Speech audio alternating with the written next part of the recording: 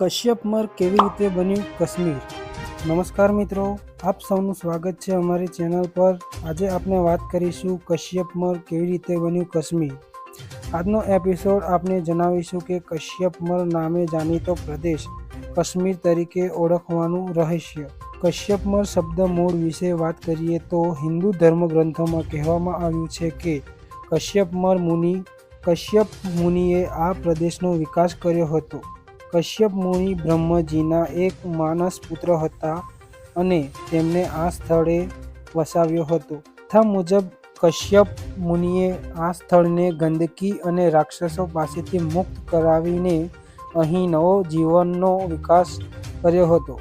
તેથી આ પ્રદેશને કશ્યપ મર અથવા કશ્યપપુરી તરીકે ઓળખવામાં આવ્યું હતું। સમય જતાં ભાષા અને સંસ્કૃતિમાં ફેરફાર આવ્યો અને કશ્યપ મર હવે કાશ્મીર તરીકે ઓળખાયું। આ કથા માત્ર આ પ્રદેશના નામના બદલાવવાની નથી, પણ આની સંસ્કૃતિ અને વારસાની સફરની પણ છે।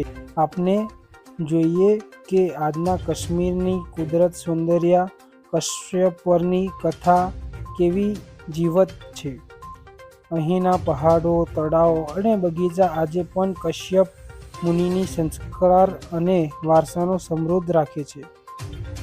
તો મિત્રો, આ હતી કશ્યપ પરથી કાશ્મીર બની હોવાની આકર્ષક યાત્રાની કથા।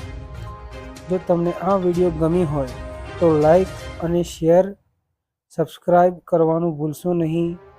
આપનો દિવસ શુભ રહે। ધન્યવાદ।